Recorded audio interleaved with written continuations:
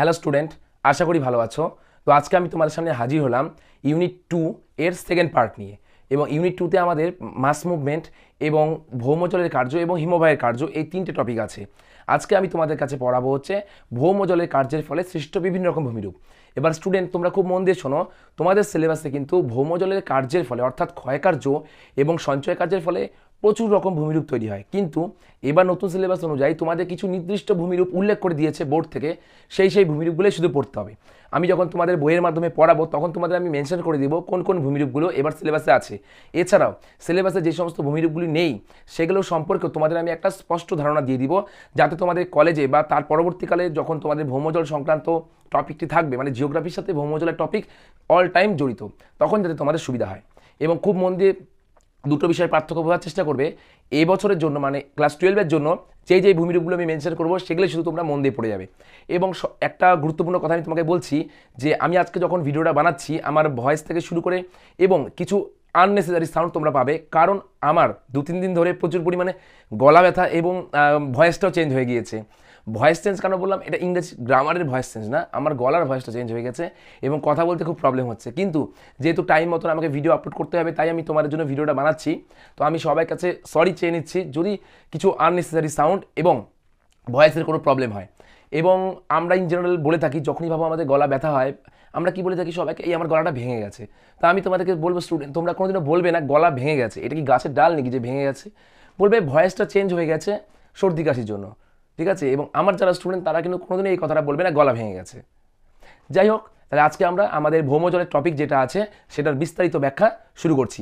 এবং এই ভিডিও শেষ হয়ে যাওয়ার পরই 2-3 দিনের মধ্যে কিন্তু টোটাল অনুশীলনীর ভিডিওটা তোমাদের কাছে পোস্ট করা হবে। সেখানে এবার আগেরবার আমি 100টা প্রশ্ন রেখেছিলাম, এবার আমি চেষ্টা করবো 120টার মতন প্রশ্ন রাখার, যেটা ক্লাস 12 থেকে শুরু করে নেট সেট এসএলএসটি সমস্ত লেভেলের স্টুডেন্টের জন্য অ্যাপ্লিকেবল। তাহলে চলো শুরু করা যাক।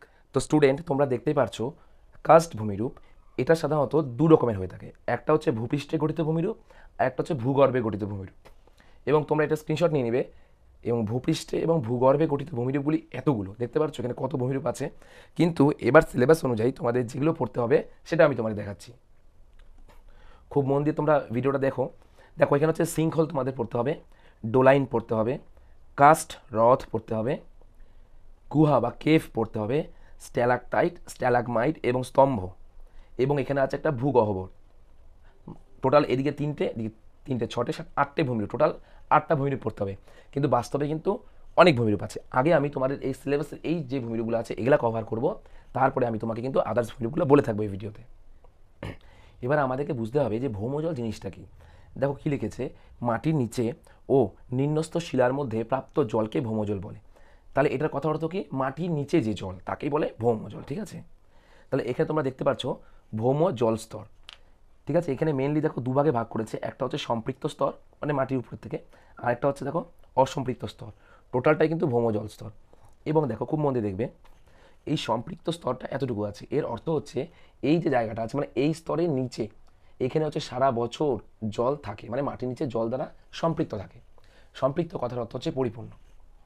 এবং এর ঠিক এই উপরের ভাগটা এটাকে বলে হচ্ছে অসম্পৃক্ত স্তর। এই অসম্পৃক্ত স্তরকে 3 ভাগে ভাগ করে। দেখো প্রথমে যে একদম উপরের স্তরটা সেটাকে বলে আর্দ্র মৃত্তিকা স্তর, তারপর এটা হচ্ছে মধ্যবর্তী ভাদু স্তর এবং সবার শেষেরটা হচ্ছে কৈশিক স্তর।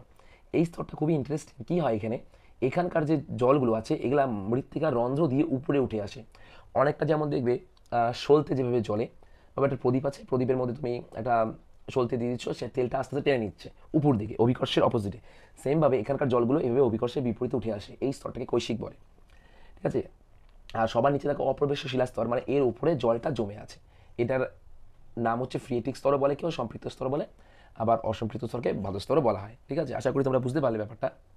এখানে একটা ছবি দেখো, জলবাহী বলয়, এটা হচ্ছে অপ্রবেশ্য শিলাস্তর, ঠিক আছে? এই জায়গাটা। এবং এটা দেখো অপ্রবেশ্য শিলাস্তর এবং এটা হচ্ছে প্রবেশ্য শিলাস্তর। এবার দেখো এখান দিয়ে বৃষ্টির জলটা কিন্তু ঢুকে যাচ্ছে ভেতরে এবং এই টোটাল এরিয়াতে জল বদ্ধ অবস্থায় আছে, প্রচুর চাপে আছে। এবং উপর থেকে যখন ভাবো কোনো কূপ বা নলকূপ খনন করা হবে তখন কিন্তু এখান থেকে জলটা বেরিয়ে আসে বাইরে। এবার দেখো এখানেও একটা সেমভাবে একটা সম্পৃক্ত স্তর আছে এবং এখানে এই জায়গায় দেখো একটুখানি ফাটল আছে মানে ভূপৃষ্ঠে, তাহলে এখানে ঝর্ণা বেরোয়। আমরা অনেক সময় বলি না যে প্রস্রবণ হচ্ছে বা স্প্রিং ওয়াটার হচ্ছে, এটাই হচ্ছে কোনো ফাটল দিয়ে যখন ভূগর্ভের জল বেরিয়ে আসে তখন তাকে স্প্রিং বা প্রস্রবণ বলে, ঠিক আছে? তাহলে আমরা এত ভৌমজল করে চিল্লামিল্লি করছি, তাহলে এই ভৌমজলটা আসলো কোথা থেকে? প্রথমত কি আছে, আবহিক জল বা মেটিওরিক জল, অর্থাৎ বৃষ্টিপাত, তুষারপাত এর মাধ্যমে যে জলটা মাটির নিচে প্রবেশ করে তাকেই বলা হচ্ছে আবহিক জল। আর একটা হচ্ছে সহজাত বা জন্মগত জল, অর্থাৎ পৃথিবীর সৃষ্টির সময় পাললিক শিলার অভ্যন্তরে বা পাললিক শিলা গঠনের সময় যখন যে জলটা আবদ্ধ অবস্থা ছিল তাকে বলে সহজাত জল। আর একটা আছে উৎসন্দ বা ম্যাগমাটিক জল, মানে অগ্নুৎপাতের ফলে অনেক সময় কী হয়, কিছু খনিজ মিশ্রিত জল মাটির নিচ থেকে বাইরে বেরিয়ে আসে অথবা মাটির নিচে স্টোর হয়, তখন তাকে বলে উৎসন্দ জল। সমুদ্রের জল কি হচ্ছে, অনেক সময় কী হয়, সমুদ্রের পার্শ্ববর্তী অঞ্চলে সমুদ্রের জল কিন্তু মাটির নিচে হরাইজেন্টালি প্রবেশ করে। ঠিক আছে, ভাবো সমুদ্র, এখান থেকে জলগুলো হরাইজেন্টালি ভেবে প্রবেশ করে ল্যান্ড, মেন ল্যান্ড যেটা আছে সেখানে, এইভাবেও কিন্তু একটা ভৌমজলের ভাণ্ডার গড়ে ওঠে। এবার দেখো এখানে জেনে রেখো যে পয়েন্টটা আছে, ভাদস্তর, প্রস্রবণ, এগুলোর ব্যাখ্যা কিন্তু একটু আগে আমি তোমাদের ছবির মাধ্যমে দিলাম। এবার বলেছে ভৌম জলের বিভিন্ন প্রক্রিয়া এবং সংশ্লিষ্ট ভূমিরূপ। এটার অর্থ হচ্ছে মানে ভৌম জল কী কীভাবে ক্ষয় করে বা তার কাজ কী কী। তাহলে এখানে একটা টেকনিক্যাল কথা তোমাদের আমি বলি, এখানে বলছে যান্ত্রিক উপায়ে ক্ষয় হয় একটা, আর একটা হয় রাসায়নিক উপায়।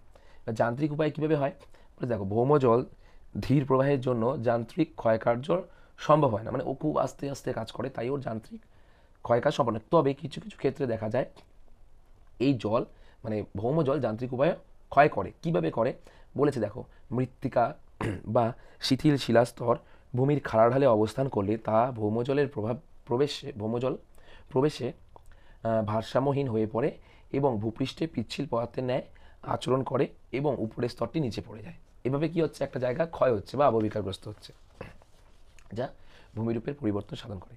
এবং সাধারণত ভৌমজল হচ্ছে রাসায়নিক উপায়ে ম্যাক্সিমাম ক্ষয়টা করে থাকে তার। ঠিক আছে, এবার এটা একটা খুবই ইন্টারেস্টিং একটা ব্যাপার। কি হয় বলেছে, ভাবো কোনো একটা জায়গায় চুনাপাথর আছে, কোনো একটা এরিয়া চুনাপাথরযুক্ত এরিয়া, ঠিক আছে, এবং ওখানে কি হয়, যখন বৃষ্টির জলের সাথে যদি কার্বন ডাই অক্সাইড, ঠিক আছে, আমরা যেটা ত্যাগ করি অথবা বিভিন্ন এটা একটা দূষিত পদার্থ, দূষিত গ্যাস কার্বন ডাই অক্সাইড, সেই কার্বন ডাই অক্সাইড এবং জল মিশে গিয়ে ক্যালসিয়াম বাইকার্বনেট তৈরি হয়, মানে এটা হচ্ছে উৎপাদিত পদার্থ। ঠিক আছে, এবার বৃষ্টির জলের সাথে যখন CO2 মিশে থাকে, কার্বনিক অ্যাসিড মিশ্রিত, এটাকে বলা হচ্ছে কার্বনিক অ্যাসিড। দেখো চুনাপাথর সাধারণ জলে অদ্রবণীয়, কিন্তু কার্বনিক অ্যাসিড মিশ্রিত জলে সহজে দ্রবণীয় হয়। এর জন্য যখন বৃষ্টির জলের সঙ্গে CO2 এবং CaCO3 মিশে যায় তখন সেটা মৃদু কার্বনিক অ্যাসিডে পরিণত হয় এবং সেটা চুনাপাথরযুক্ত অঞ্চলে যখন পড়ে বা বৃষ্টি নামে তখন কিন্তু পুরো চুনাপাথরটাকে ক্ষয় করে দেয় রাসায়নিক পদ্ধতিতে। এবার এইখান থেকে জন্ম হয়েছে কার্স্ট অঞ্চল বা কার্স্ট রিজিয়ন। এটা কিন্তু কার্স্ট, KARST, কার্স্ট, ঠিক আছে, ক্রাশ না, যেটা তোমরা সবসময় বলে থাকো বা হয়ে থাকে তোমার সাথে অ্যাপ্লিকেবল, বাট জিওগ্রাফিতে এটা হচ্ছে কার্স্ট। তাহলে কী বলেছে, বসনিয়া ও হার্জেগোভিনিয়া, এটা হচ্ছে একটা নাম, মানুষের নাম না, একটা দেশের নাম। ঠিক আছে, এর আগের নাম ছিল হচ্ছে যুগোস্লাভিয়া, বর্তমানে সেটা ভেঙে গিয়ে দুটো ইন্ডিভিজুয়াল বা ইন্ডিপেন্ডেন্ট স্টেট হয়েছে। তাহলে কি বলেছে, বসনিয়া ও হার্জেগোভিনিয়া রাষ্ট্রের অন্তর্গত অ্যাড্রিয়াটিক উপকূলে ডিনারিক আল্পস চুনাপাথরে গঠিত সুউচ্চ বন্ধুর ভূমিরূপটি বা মালভূমিটিকে কার্স্ট অঞ্চল বলে। এবার ইন্টারেস্টিং একটা ব্যাপার হচ্ছে, এই নিয়ে একটা গল্প বলি তোমাদের। মানে পৃথিবীর মেন কার্স্ট অঞ্চলটি হচ্ছে এই যে অ্যাড্রিয়াটিকের উপকূলের আশেপাশে, দেখতে পাচ্ছ যুগোস্লাভিয়া কিয়া। তো এখানে মেনলি এইরকম অদ্ভুত, অতি সুন্দর এবং ভয়ঙ্কর যে ভূমিরূপ তৈরি হয় তাকেই হচ্ছে কার্স্ট ভূমিরূপ বলা হয়। কিন্তু এই রিলেটেড মানে এইখানে যে বিশেষ রকমের ভূমিরূপটা দেখা যায় সেটা যদি পৃথিবীর অন্যান্য যে কোনো অঞ্চলেই যদি দেখা যায় তাহলেও সেটাকে সেম নামে নামাঙ্কিত করা হয়। যেমন কোনো একটা ব্র্যান্ড প্রোডাক্ট যদি মেন একটা অঞ্চলে উৎপত্তি হয় বা সৃষ্টি হয়, সেটা যদি পরবর্তীকালে ভারতের বিভিন্ন জায়গায় পাওয়া যায় তখন কিন্তু তাকে আমরা সেই নাম দিয়ে নামাঙ্কিত করি। ভালো করে দেখো, তাহলে কিন্তু বর্তমানে কিন্তু দেখো ভারতের তপকেশ্বর, অন্ধ্রপ্রদেশের বোরা কেভ এবং আমাদের মেঘালয়ান জোন, রিসেন্টলি আমাদের উত্তরবঙ্গের বিভিন্ন কলেজ যাচ্ছে এক্সকারশনে মেঘালয়তে, তারা কিন্তু যারা যাচ্ছ তোমরা কলেজ 4th সেমিস্টার, তোমরা কিন্তু এই কাস্ট ভূমিরূপটা দেখবে। তো যাই হোক, বলেছে কাস্ট শব্দের উৎপত্তি। এবার ওটা উৎপত্তি কীভাবে হলো দেখো, এখানে বলেছে পূর্বতন যুগোস্লাভিয়ার স্থানীয় ভাষা কার্স শব্দের অর্থ উদ্ভিদের, শব্দের অর্থ আবরণহীন প্রস্তর ভূমিভাগ, এবং আবরণহীন কথার অর্থ হচ্ছে উদ্ভিদের, তাহলে আবরণহীন প্রস্তরময় ভূমিভাগ। ঠিক আছে, তাহলে এই ওয়ার্ড থেকে এসেছে আমাদের কাস্ট কথাটা, কারণ ওইখানে চুনাপাথরযুক্ত অঞ্চলে সাধারণত উদ্ভিদ কম থাকে যেহেতু রাসায়নিক অববিকার হয়। এবার বলছে কাস্ট অঞ্চলের সংজ্ঞা। কি বলেছে, একটি চুনাপাথরে গঠিত অঞ্চল যেখানে অধিকাংশই জল নির্গম চলে ভূগর্ভস্থ প্রবাহপথে এবং সেখানে ভূপৃষ্ঠ শুষ্ক উদ্ভিদের আবরণহীন অঞ্চল তাকে কার্স্ট ভূমি বলে। মানে একটি চুনাপাথর অঞ্চল আছে যেখানে জল নিগম মানে হচ্ছে নদী প্রবাহ সব মাটির নিচ দিয়েই চলে এবং ভূপৃষ্ঠ শুষ্ক এবং উদ্ভিদের কোনো আবরণ নেই, তাকেই বলে হচ্ছে কার্স্ট অঞ্চল। আশা করি তোমরা বুঝতে পারলে ব্যাপারটা। আর এবার আমরা দেখে নিব কার্স্ট ভূমিরূপ কাকে বলে। কি বলেছে, চুনাপাথর জাতীয় বা ক্যালসিয়াম কার্বনেট জাতীয় শিলায় ভৌমজলের ক্রিয়ার মাধ্যমে রাসায়নিক আবহবিকার বা রাসায়নিক ক্ষয়কার্যের ফলে যে বিশেষ ধরনের ভূমিরূপ গড়ে ওঠে তাকেই বলে কার্স্ট ভূমিরূপ। এখানে জেনে রেখো বলে যে পয়েন্টটা আছে এটা তোমরা খুব মন দিয়ে দেখবে স্টুডেন্টরা। এবং বলেছে কার্স্ট অঞ্চলের বৈশিষ্ট্য, এখানে আমরা কিছু বৈশিষ্ট্য দেখব। বলেছে দ্রবণ কার্যের ফলে ভূগর্ভে নদীর বিকাশ ঘটে, দ্রবণ ও ধসের ফলে নানান ধরনের গর্ত ও গুহা সৃষ্টি হয়, ভূপৃষ্ঠে জল নির্গমন প্রণালী প্রায় থাকে না, থাকলেও অবিন্যস্ত। কার্স্ট অঞ্চলের উদাহরণ প্রচুর আছে, দেখো বসনিয়া হার্জেগোভিনা, আর ভারতের দেখো উত্তরাখণ্ডের দেরাদুন, অন্ধ্রপ্রদেশ, মধ্যপ্রদেশের পাঁচমারি, মেঘালয়ের চেরাপুঞ্জি এবং ইউএসের বিভিন্ন জায়গাতে আছে। এটা তোমরা একবার আন্ডারলাইন করে নিবে কারণ কোন অঞ্চলে কী নামে পরিচিত আসে। এবার বলেছে কার্স্ট ভূমিরূপ গঠনের অনুকূল অবস্থা। কার্স্ট ভূমিরূপটা কেন গড়ে উঠবে তার একটা বিশেষ কিছু ক্রাইটেরিয়া আছে। আগের বছর সিনিয়র দাদিদের কিন্তু এই প্রশ্নটা খুবই গুরুত্বপূর্ণ ছিল, কিন্তু এখন যেহেতু এমসিকিউ তোমাদের এটা বড় প্রশ্ন আকারে আসবে না। বলেছে দেখো ভূপৃষ্ঠের কাছাকাছি চুনাপাথর জাতীয় শিলা থাকা প্রয়োজন। এবার চুনাপাথর শিলায় যদি না থাকে তাহলে সেখানে কার্স্ট ভূমিরূপ হবে কীভাবে, তাই না? তারপরে বলেছে দ্রবণীয় শিলাগুলি অধিক ঘনত্বের, দারণ বিশিষ্ট এবং পাতলা স্তরে বিভক্ত হতে হবে। এটার অর্থ হচ্ছে যেই চুনাপাথরের স্তরটা থাকবে সেটা কিন্তু দারণযুক্ত হবে। দারণ কথার অর্থ হচ্ছে ফাটল, কারণ দারণ বা ফাটলযুক্ত যদি না হয়, ভাবো এটা একটা চুনাপাথরের বিশাল বড় লেয়ার, এবার বৃষ্টির জল উপর থেকে পড়ছে, এবার এটা যদি ফাটল বা দারণযুক্ত না হয় তাহলে সব জল তো বাইরের দিকে আউটফ্লো হয়ে যাবে। এবার এটা ভাবে এরকম করে ফাটলযুক্ত আছে, ঠিক আছে? এবার বৃষ্টির জলগুলো এই ফাটল দিয়ে ভিতরে প্রবেশ করে এটাকে আরও বড় করে দেবে ফাটলগুলোকে, এর ফলে ভেতরে কিন্তু বিশাল বড় একটা চুনাপাথরের গুহা বা কেপ তৈরি হবে। বলেছে শিলাস্তর যথেষ্ট গভীর হতে হবে যাতে ভূগর্ভে বিকাশ লাভ করতে পারে এবং যুদ্ধ গড়ে ওঠে, ঠিক আছে? মানে চুনাপাথরের যে লেয়ারটা বা স্তরটা সেটা মাটির নিচে অনেকটা গভীর মতো থাকতে হবে যাতে আদর্শ ভূমিরূপ গড়ে ওঠে। অঞ্চলটি আয়তনে বড় হতে হবে, অঞ্চলটি সমুদ্রপৃষ্ঠ থেকে অনেক উপরে থাকতে হবে, স্বাভাবিক কথা যাতে ভৌমজলটা ভালোভাবে ডেভেলপ করে, এবং এখানে কিন্তু মাঝারি ধরনের বৃষ্টিপাত হতে হবে এবং যাতে কার্বনিক অ্যাসিড মিশ্রিত জল দ্রবণ কার্যে সক্রিয়ভাবে অংশগ্রহণ করে। শুষ্ক অঞ্চলে চুনাপাথর অত্যন্ত ক্ষয় প্রতিরোধক। এবার এই চুনাপাথরটা যদি বৃষ্টিহীন জায়গায় থাকে, যেখানে বৃষ্টি হয় না, সেখানে কিন্তু এটা খুব শক্ত আকারে দাঁড়িয়ে থাকে, মানে খুবই শক্তশীল হয়। এবার আমরা আসবো হচ্ছে আমাদের ক্ষয়জাত ভূমিরূপে। সিলেবাসে যেগুলো আছে সেগুলো নিয়ে প্রথমে আলোচনা করব। সবার প্রথমে আছে আমাদের সিঙ্কহোল।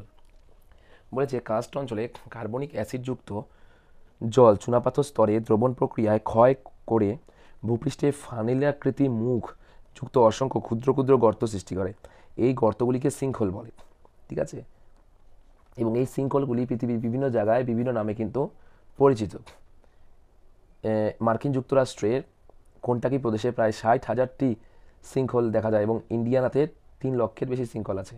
ভারতের ছত্তিশগড়ের সিঙ্কহোল প্রচুর দেখা যায়, উত্তরাখণ্ডের দেরাদুনও সিঙ্কহোল দেখতে পাওয়া যায়। তাহলে এই যে এটা হচ্ছে সিঙ্কহোল, ঠিক আছে? দেখো এদিকে ভালো করে, উপরে ভাবে চুনাপাথরের জল পড়লো, বৃষ্টি হলো এবং এটা কি হচ্ছে এই জায়গাটা ক্ষয় করতে করতে আস্তে আস্তে মাটির নিচে প্রবেশ করছে, এইভাবে একটা গর্তের মতন তৈরি করে, ঠিক আছে? বিশাল বড়। এবং আমরা সংজ্ঞাতে কী শুনেছি বা পড়েছি, এই যে গর্তগুলো যে তৈরি হয় এই গর্তগুলোকে সিঙ্কহোল বলে থাকে। এখানে একটা অরিজিনাল ছবি দেখো, কি সুন্দর সবুজ একটা মাঠ, মাঠের মধ্যে দেখো সিঙ্কহোল কীভাবে হয়ে আছে, দেখতে পাচ্ছ? আর এটা হচ্ছে ডায়াগ্রাম বেস ছবি। সিঙ্কহোলের শ্রেণীবিভাগ আছে, এটা হচ্ছে দ্রবণ সিঙ্কহোল, একটা ধস সিঙ্কহোল। দ্রবণ মানে জলের কার্যের ফলে হয়েছে, আর ধস মানে হচ্ছে ধসে গিয়েছে, বসে গিয়ে সেটা তৈরি হয়েছে। এখানে আমরা সিঙ্কহোলের কিছু বৈশিষ্ট্য দেখে নিচ্ছি, তোমরা এটা দেখে নাও বা ভিডিওটা পজ করে এটা স্ক্রিনশট করে নেবে, ঠিক আছে? এখানে বলেছে সিঙ্কহোল অধ্যুষিত ভূমিরূপকে এক বক্স টোপোগ্রাফি বলে, সেটা কিন্তু তোমাদের এমসিকিউর জন্য গুরুত্বপূর্ণ। এগুলি চীনে ফেংকং নামে পরিচিত, আবার এমসিকিউর জন্য গুরুত্বপূর্ণ। এবার আমরা পরের পয়েন্টে আসবো বা ভূমিরূপে আসবো। ডোলাইন কি বলেছে সংজ্ঞায়, কার্স্ট অঞ্চলে ভূপৃষ্ঠে সিঙ্কহোল বা সোয়ালোহোলগুলি মিলিত হয়ে কিংবা চুনাপাথরের গুহার ছাদ ধসে গিয়ে যে বৃহৎ আকৃতি গর্তের সৃষ্টি করে তাকে ডোলাইন বলে। এটার অর্থ কি বলেছে, অনেকগুলি সিঙ্কহোল বা সোয়ালোহোল যদি পরপর মিশে যায়, মিশে গিয়ে যে বৃহৎ আকৃতির গর্ত তৈরি করে তাকে বলে হচ্ছে ডোলাইন। ডোলাইন একটি সার্বিয়ান ওয়ার্ড যার অর্থ হচ্ছে ভূদৃশ্যের মধ্যে এক অবনমন। ভারতের অন্ধ্রপ্রদেশের বোরা গুহা, অ্যাড্রিয়াটিক উপসাগরের উপকূলে দেখা যায়, এই সিঙ্কলটা দেখা যায় ডোলাইনটা, ঠিক আছে। এবং ডোলাইনের এখানে কিছু বৈশিষ্ট্য দেওয়া আছে। এখানে সাধারণত তোমাদের এমসিকিউর জন্য গুরুত্বপূর্ণ, ডোলাইনের গর্তের দেওয়ালের ঢাল 20 ডিগ্রি থেকে 80 ডিগ্রি পর্যন্ত হয় এবং ডোলাইনের ব্যাস 50 থেকে 100 মিটার, তবে কিছু কিছু ক্ষেত্রে 1000 মিটারও হতে পারে, ঠিক আছে। এবং এই ডোলাইনকে কিন্তু আবার অনেক ভাগে ভাগ করা যায়। কী বলছে দেখো, দ্রবণ ডোলাইন মানে দ্রবণ কার্যের ফলে যে ডোলাইনগুলো সৃষ্টি হয় তাকে দ্রবণ ডোলাইন। ধস ডোলাইন কী বলেছে, চুনাপাথর স্তরে ভৌমজল প্রবেশ করলে দ্রবণ কার্যের মাধ্যমে গুহা সৃষ্টি করে এবং এক সময় গুহার পাতলা ছাদটা ধসে পড়ে যায়, মানে গুহার উপরে ছাদটা ধসে গেছে এবং পুরো জায়গাটা গর্ত হয়ে গেল। ভাবো তুমি একটা বাড়ি বানিয়েছো, ঠিক আছে, তোমার বাড়ির নিচে চুনাপাথর অঞ্চলে তুমি বাড়ি বানিয়েছো, অবভিয়াসলি আমাদের পশ্চিমবঙ্গে না। তো এবার বাড়ির নিচে 100 মিটার নিচে পাবো চুনাপাথর আছে, কোনো কারণে সেখানে পাবো ভৌমজল প্রবেশ করলো বা বৃষ্টির জল কার্বনিক অ্যাসিড মিশ্রিত এবং একসময় নিচে ফাঁকা হয়ে গেল এরিয়াটা, পুরো দাঁতের পোকা যেরকম হয় ক্যাভিটি ওরকম, একসময় তো বাড়িটা ধসে পড়ে গেলো। ওই রকমই ঘটনা ঘটে ওখানে, যেখানে সেখানে ধসে যায়। এবার বলেছে নিম্নস্থ কাস্ট ধস ডোলাইন, ধসন ডোলাইন, ঠিক আছে। তারপরে বলেছে অবনমত ডোলাইন, এগুলো তোমরা নর্মালি দেখে নিবে, তোমাদের এমসিকিউ তাই আসবে না এগুলোর উপরে ব্যাখ্যা। ককপিট ডোলাইনটা গুরুত্বপূর্ণ, ঠিক আছে। এটা একটা উদাহরণ আছে, জামাইকা অঞ্চলে বিশাল ককপিট ডোলাইন রয়েছে, তাই এই অঞ্চলের নাম ককপিট ডোলাইন, ঠিক আছে। দ্রবণ পাইপ ডোলাইন আর নদীর অন্তর্ধানের সঙ্গে যুক্ত ডোলাইন। এবার ইন্টারেস্টিং যেটা আছে তোমাদের সেটা হচ্ছে কাস্ট হ্রদ বা কাস্ট লেক কীভাবে তৈরি হয় দেখো। বলেছে কাস্ট অঞ্চলে অনেক সময় ডোলাইনের নিম্নস্থ ছিদ্রমুখ বন্ধ হয়ে গেলে, মানে এই যে ডোলাইনগুলো যা আছে এই ডোলাইনগুলো কিন্তু নিচে একটা ছিদ্রপথ আছে, তাই না, এটা নিচে পর্যন্ত জলটা চলে যায়, অন্তঃসলিলা নদীতে গিয়ে জলটা পড়ে। বলেছে নিচে যে মুখটা আছে সেটা যদি বন্ধ হয়ে যায় তাহলে কী হবে, সেই ডোলাইনের মধ্যে জলটা জমে যাবে এবং জমে গিয়ে যে হ্রদ সৃষ্টি করবে তাকে কাস্ট হ্রদ বলে, ঠিক আছে। এর উদাহরণ দেখে নিবা। বৈশিষ্ট্য বলেছে এগুলি অগভীর হয়, অপেক্ষাকৃত ছোট কাস্ট হ্রদকে শৃঙ্খল পুকুরও বলা হয়। এখানে একটা অরিজিনাল ছবি আর একটা ডায়াগ্রাম বেস ছবি তোমরা দেখতে পাচ্ছ। এখানে একটা ইন্টারেস্টিং প্রশ্ন দিয়েছে, তোমরা দেখে নাও। বলেছে কাস্ট অঞ্চলে নদী সাধারণত অদৃশ্য থাকে কেন। এটা আমি তোমাকে একটা ছবি আঁকিয়ে বুঝাচ্ছি। কাস্ট অঞ্চলে নদীগুলো অদৃশ্য হয়ে যায় অনেকটা কিছু মানুষের মতন, দেখবে তোমার সঙ্গে দুদিন থাকবে তারপরে হঠাৎ করে দেখবে একদিন নাই হয়ে গেল, তাই না। তো এইখানে কাস্ট অঞ্চলে এরকম হচ্ছে। ভাবো আমি একটা নর্মাল ছবি আঁকাচ্ছি,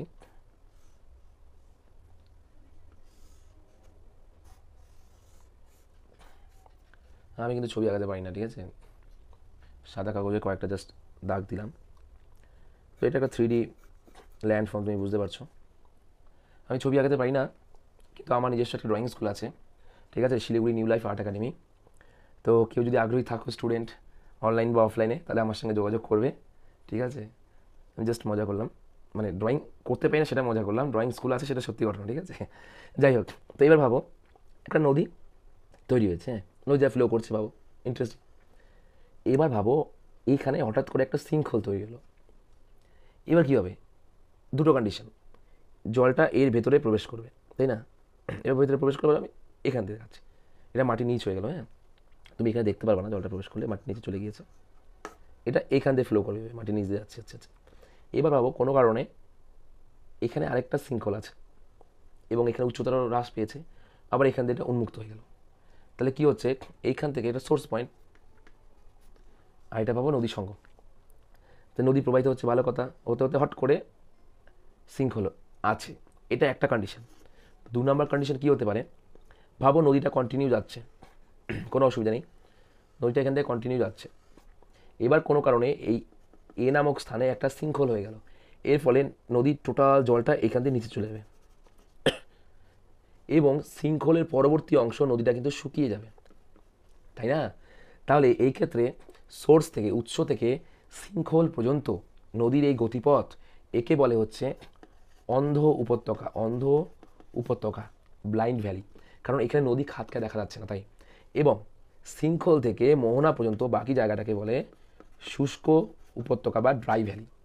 ঠিক আছে, অন্ধ উপত্যকা আর শুষ্ক উপত্যকার মধ্যে কিন্তু সাধারণত পার্থক্য এসে থাকে।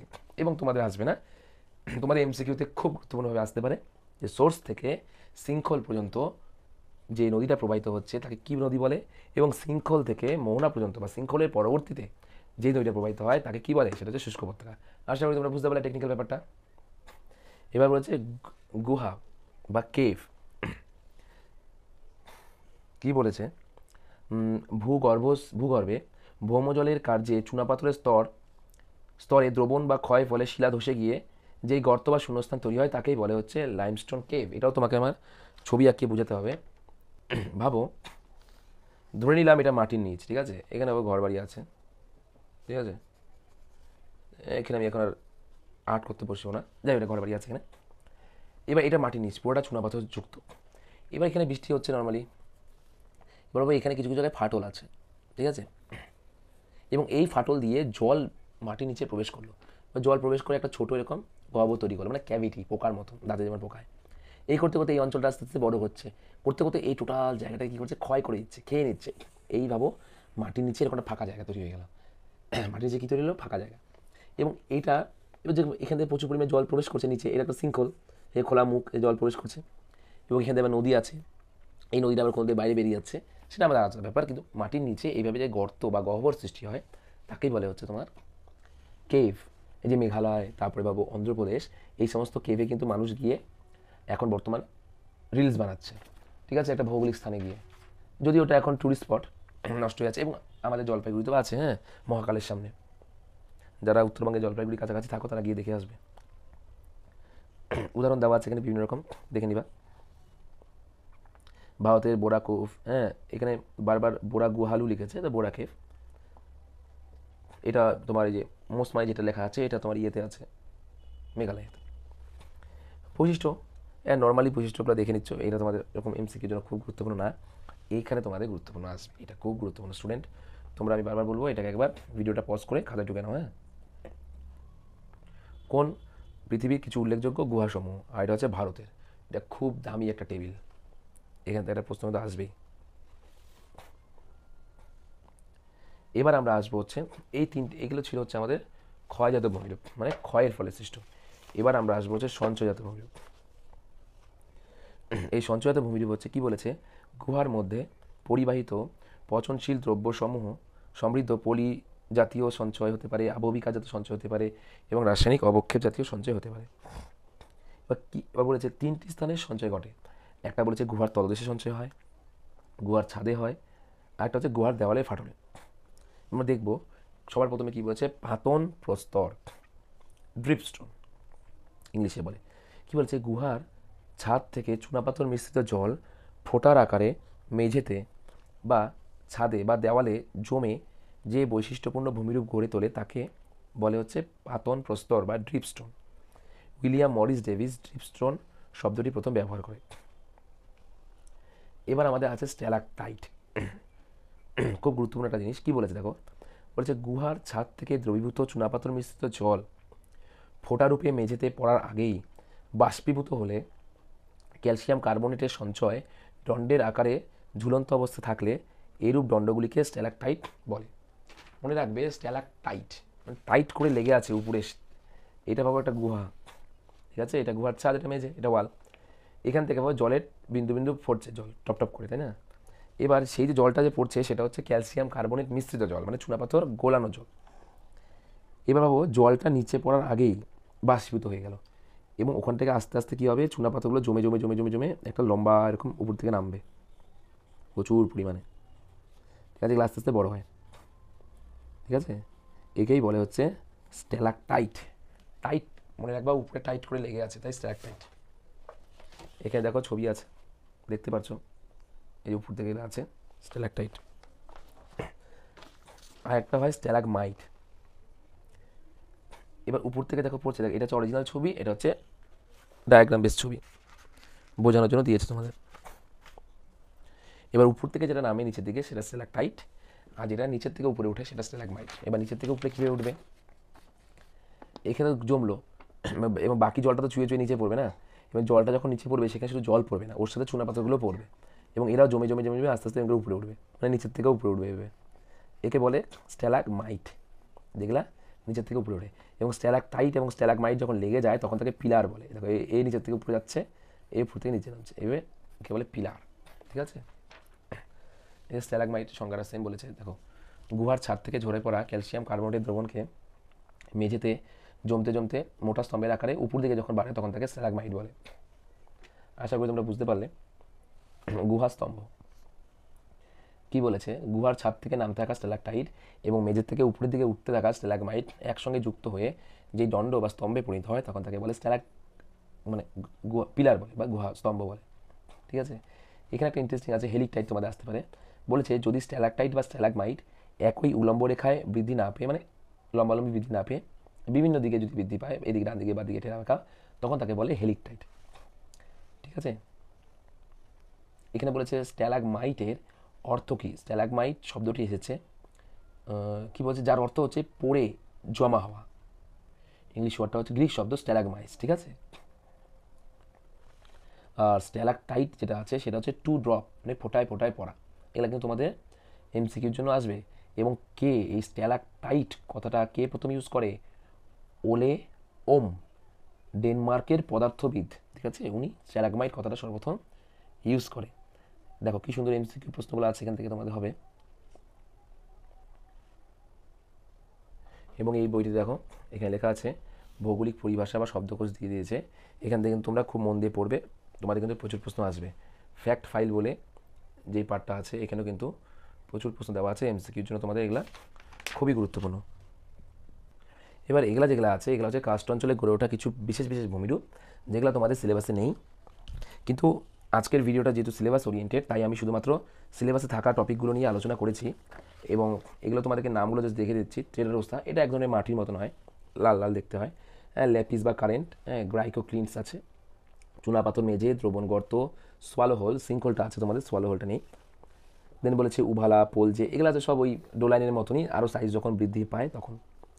পোনর মানে সিঙ্কহোলের যে জলটা আছে, কি বলেছে দেখো, কাস্ট অঞ্চলে অ্যাসিড মিশ্রিত জলে দ্রবণ ক্রিয়ার ফলে সৃষ্ট সিঙ্কহোল বা সোয়ালোহোল থেকে ভূগর্ভস্থ গুহা পর্যন্ত বিস্তৃত যে গ্রীবা সাদৃশ্য উলম্ব খাড়া সুড়ঙ্গ পথ তাকেই বলে পোনর। মানে সিঙ্কহোলে যে জলটা পড়বে সেটা মাটির নিচে যাওয়ার জন্য একটা সিঙ্কের মতন বেসিন। তোমরা ভাবো হাত ধো না, হাত ধুলে হাত ধোয়ার পর কী হয়, একটা বেসিনের জলটা একটা নির্দিষ্ট জায়গায় কেন্দ্রীভূত হয় এবং সেখান দিয়ে মাটি বাইরে বেরিয়ে যায়। তাহলে ওই যে নিচে যে লম্বা একটা পাইপ লাগানো আছে, ভালো করে শোনো, নিচে লম্বা যেটা পাইপ লাগানো আছে ওই ঘটনাটাই হচ্ছে পোনর বাস্তবে। হামস, কাস্ট টাওয়ার, অন্ধ উপত্যকা, শুষ্ক উপত্যকা তোমাদেরকে আমি বলেছি। হ্যাঁ, এখানে প্রচুর ভূমিরূপ আছে। এটা নিয়ে আমার একটা ইচ্ছা আছে যে আমি তোমাদেরকে মানে সিলেবাস ওরিয়েন্টেড এবং সিলেবাস বাদে যেই সমস্ত ভূমিরূপ আছে টোটাল কাস্ট ভূমিরূপটা আমি কভার করব, একটা তোমাদেরকে সুন্দর করে একটা পিপিটির মাধ্যমে কভার করব। এখন যেহেতু ক্লাস 12-এর টেক্সট বই খুঁটিয়ে পড়ানো হচ্ছে, তাই আমি শুধুমাত্র সিলেবাস ওরিয়েন্টেড তোমাদের এখানে পড়ালাম। কিন্তু আমি তোমাদের কথা দিচ্ছি আমি কাস্ট ল্যান্ডফর্ম রিলেটেড সমস্ত টপিক নিয়ে আলোচনা করব, কারণ এটা কলেজ, ইউনিভার্সিটি এবং বিভিন্ন রকম কম্পিটিটিভ স্টাডিতেও এটা কিন্তু আসে। তাহলে স্টুডেন্ট, আজকে ক্লাসটা আমি এখানে অফ করছি। তোমাদের যদি কোনো রকম ডাউটস থাকে তোমরা নিশ্চয়ই আমাকে প্রশ্ন করবা, এবং খুব তাড়াতাড়ি কিন্তু এর অনুশীলনী যে ভিডিওটা আছে, আজকে আমার এই ক্লাসের মাধ্যমে ইউনিট 2 শেষ হলো পুরোপুরি। এর যে অনুশীলনী ভিডিওটা আছে সেটা কিন্তু আমি তোমাদেরকে খুব তাড়াতাড়ি তোমাদেরকে দিয়ে দেবো, এবং তোমরা সেগুলো সলভ করলে ওর বাইরে কোনো প্রশ্নই আসবে না। ঠিক আছে, ভালো থেকো সবাই, আজকে এখানে অফ করলাম।